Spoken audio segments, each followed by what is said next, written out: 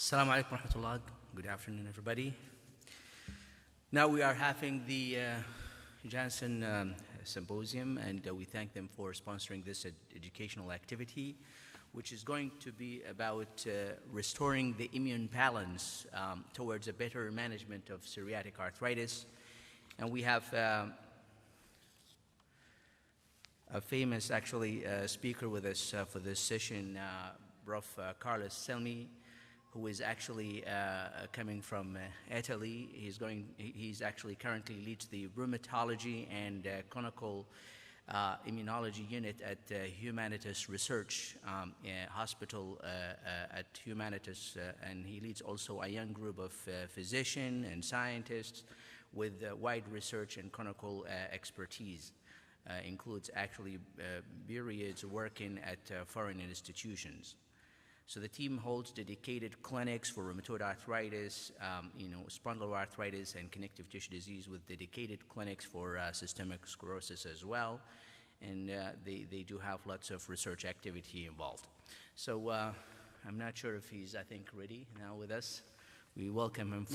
Yes, I'm right here. Hello. Welcome, Prof. Carlo. And we are looking forward to hear you.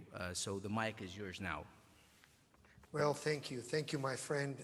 Salam alaikum to everybody. It's a pleasure to be with you today. A little less of a pleasure because I would love to be there physically. So I truly hope that will be an option very, very soon.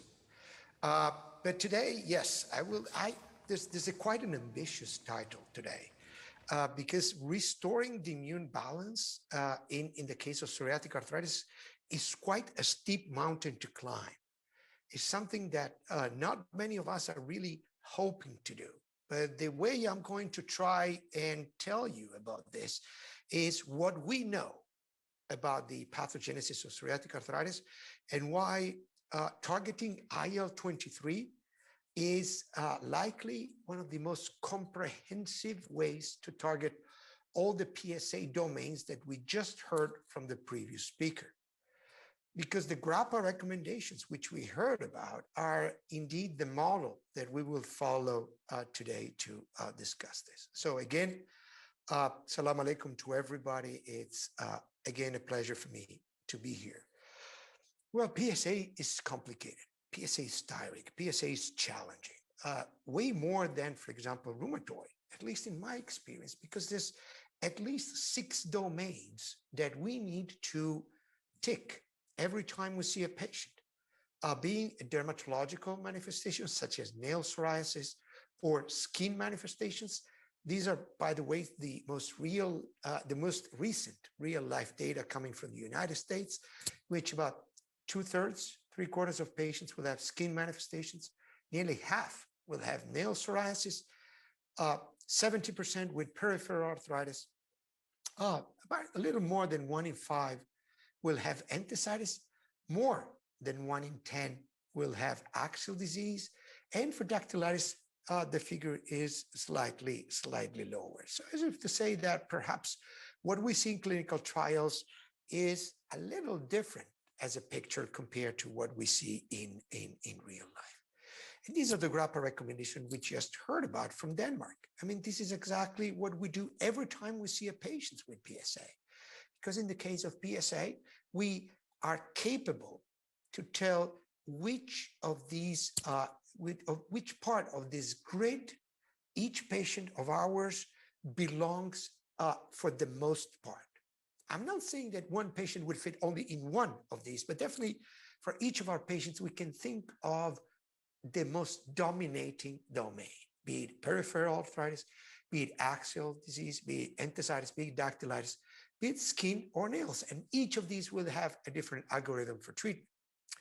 We do know that we're expecting the new GRAPPA recommendations by the end of this year. And the new grid will include not only 6 domains, but actually 8 domains to include metabolic comorbidities of PSA, namely obesity, diabetes, arterial hypertension, and so on, as well as immune-mediated conditions associated with PSA, namely acute anterior uveitis and inflammatory bowel disease.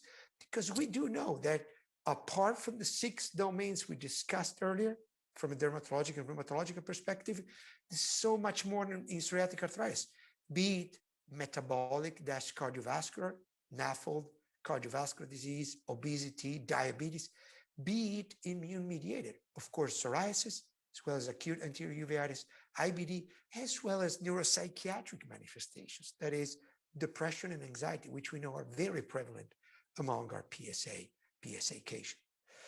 So what is the immunology we need to be at least aware of? And I will not take too long here because I'm very indebted to Georg Schett, my good friend, who had a very clear German way of thinking into creating this tree in which the main cytokines involved in different conditions are very clearly envisioned. For the case of psoriasis, IL-17 and IL-23. For the case of spondyloarthritis, that is ankylosing spondylitis, would be IL-17, and clearly there is a connection between the two. Totally different for rheumatoid with IL-6, and IL-23 is shared by inflammatory bowel disease, both ulcerative colitis and Crohn's. And of course, we continue to consider TNF-alpha as a common thread for all these immune-mediated conditions. In the case of psoriatic arthritis, it all starts in the enthesis. In the enthesis, especially of the lower limbs, it takes three factors. One is the genetic background, particularly HLA-B27. Two is the biomechanical stress. That is the reason why the lower limbs are significantly more affected than the upper limbs.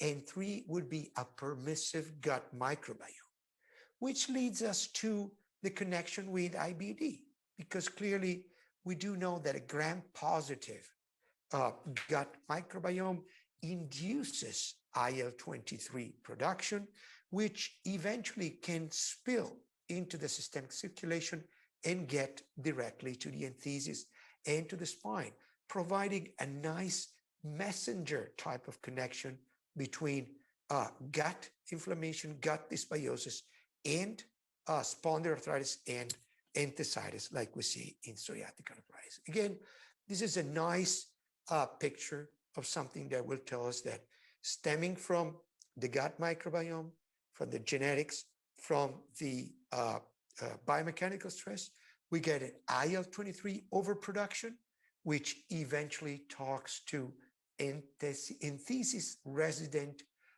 T cells capable to express the IL-23 receptor, which in turn are committed to Th17 axis, thus producing IL-17, IL-22, and TNF-alpha, which are the other cytokines involved in the disease pathogenesis. We love immunology, but clinics is a different thing. We like to brag with patients to tell them what's going on with them, but at the end of the day, we want to choose the target with the best chance of making our patients feel better.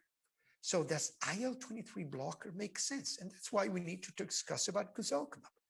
Guselkumab, which is now approved also in KSA for psoriasis and psoriatic arthritis, is a monoclonal unit of IL-23. Why do we need to be aware of P19? Because IL-23 is a dimer made of two subunits. One is P40. P40 is the very same P40 that also belongs to IL-12, and that was the target of ustekinumab, a drug we became familiar with in the past years. Well, in the case of guselkumab, the targeted cytokine is only IL-23 and not also IL-12. The approved dosage and schedule for guselkumab Tremfya in psoriatic arthritis is 100 milligrams subcutaneous injection, starts at 0 and 4 weeks, and then the approved dose is every 8 weeks, which in the following slides will be indicated as Q8. There is, however, the option of moving to a Q4, that is an every 4-week schedule, a monthly injection in patients for which we believe there's a high risk of joint damage or radiographic progression. We'll see in a bit the reason for that. So why are we confident that IL-23 blocking with guselkumab may work in PSA, and I hope I'll convince you that it does work in PSA, is because we have the experience from the skin, from psoriasis. Targeting IL-23 with guselkumab in skin psoriasis leads to a PASI 90 at a staggering rate, over 80% already at 16 weeks, and then remaining stable all the way to 1 year, which is something that we cannot reproduce in the case of secukinumab, the IL-17 targeted drug. And this is something, the maintenance of the response is something we should all be aware, because that's something we want to achieve, especially in young patients. And it also works in those patients that also have PSA, as if to say that the maintenance of the drug, the longevity of the drugs remain higher for guselkumab compared to secukinumab in patients in the total cohort of patients with skin psoriasis, as well as in patients with also psoriatic arthritis. The two phase 3 trials on which the efficacy of guselkumab was evaluated are Discover 1 and Discover 2. We'll take a few seconds to tell you what the design for these studies are. Discover 1 includes active PSA despite possible previous failure of an anti-TNF, which is a little counterintuitive, because Discover 2, as we will see, includes only patients who are naive to a TNF inhibitors. 381 patients randomized to 3 groups: guselkumab 100 milligrams Q4, guselkumab 100 milligrams 0.4, and then Q8, which again is the approved dose currently. Placebo with an early escape at week 16. At week 24, they were all switched to the active treatment or guselkumab 100 milligrams Q4. The primary endpoint was ACR20. Permitted drug were NSAIDs, low-dose glucocorticoids, and 1 selected non-biologic DMARD. And the study continued all the way to week 52. Discover 2 trial, where only naive patients, about twice as many patients, same structure of the 3 arms, but it went all the way to 100 weeks. And the 100 week will be presented in about, next week at EULAR. So stay tuned for EULAR next week, because you will find the 100 week data, which are currently embargoed. Remaining of the study is virtually the same. Again, these are only biologic naive patients. Primary endpoint remains ACR20 at week 24. Well, both studies did reach the primary endpoint, that is ACR20 at week 24, but let's look a little farther than that. What happens at week 52 for ACR20, ACR50, and ACR70 in biologic naive patients? And in the study including only biologic naive patients, and in the study including also patients who may have been exposed to an anti-TNF. And let me point out that this is a conservative way, I'd say a very transparent way of showing the data, because this is a non-responder imputation. The imputation by which patients that did not reach that timeline were considered to be treatment failures. And we can see 2 things: that the proportion of patients achieving ACR20, 50, and 70 is about 70 to 75%, 48%, and about a quarter to a third in the case of ACR70. And that only slightly changes in the case of Discover 1, with a very minor difference when it comes to Q4 versus Q8. The other important point, which is maybe surprising to many of us, is that the efficacy data did not depend significantly on the previous exposure to an anti-TNF. And this is something which is very relevant, as if to say that having failed an anti-TNF does not significantly impact the likelihood of responding to guselkumab Tremfya later on at week 52. What about radiographic progression? Well, this is a little tricky, because at week 0 to 24, we do see a statistically significant improvement between Q4 and placebo. But we all know that the number of cases that progress at 6 months are quite limited. That's why I think that the figure to look at is week 0 to 52, in which there's basically no difference between the 2 dosages, and the placebo group always also, which by then has been exposed to 6 months of active drug also catches up. And this is the reason why this that note, that's possibility of using Q4, the 4-week schedule in the case of high likelihood of progression. What about the other domains? What about dactylitis? What about enthesitis? This is the proportion of patients at week 24 and week 52 for all of these categories achieving a dactylitis free by 24 to 52 weeks or enthesitis free. Let's look at enthesitis in particular. We can say that by week 52, basically half to 2/3 of patients are free of enthesitis when treated with both dosages of guselkumab every 4 and 8 weeks. In the case of dactylitis, similar data with about 3/4, however, of patients who are free of dactylitis by week 52. What about axial disease? We heard from the earlier speaker that axial disease is indeed a domain. We heard from the corona data I began with that nearly 12% will have an axial involvement, and this probably changes with the duration of the disease. That is that patients with early PSA would have a very low proportion of axial involvement. The longer the disease continues, the more likelihood there will be for that. How is axial PSA different from ankylosing spondylitis? Well, it is different. I think all of our experiences point to that. But let's not forget that there's quite a bit of overlap between these two.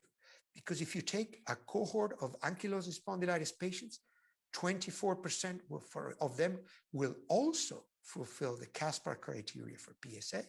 Well, if you take a cohort of patients with PSA, the very same proportion, 24%, will also fulfill the modified New York criteria for ankylosing spondylitis. That is to say that probably there's more than meets the eye when we put a label on the patient we're seeing who has the very same inflammatory back pain.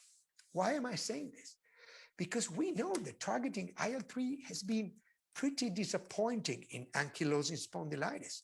But in the case of patients with PSA with a radiographically proven sacroiliitis, we observed that all symptoms, as summarized in the BASDAI, in the modified BASDAI, and in the spinal pain domain of the BASDAI, all had a significant improvement by 6 months, by 24 weeks, with the use of guselkumab.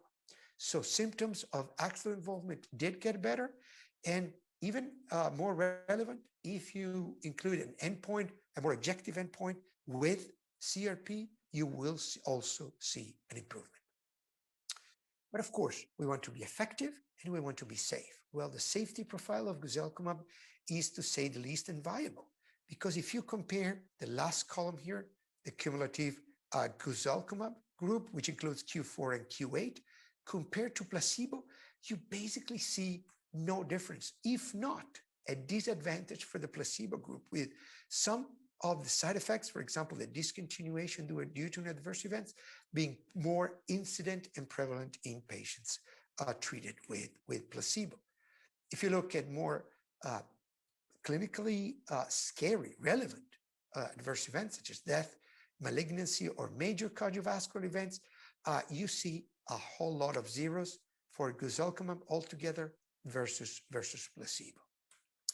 And then what about IBD? Well, we all know that targeting IL-17 has a warning against its use in the case of IBD. And the data from the ECLIPSE study, which is the study I showed you comparing guselkumab and secukinumab in skin psoriasis, showed that patients treated with secukinumab did have 3 de novo cases of IBD compared to 0 in the patients treated with guselkumab.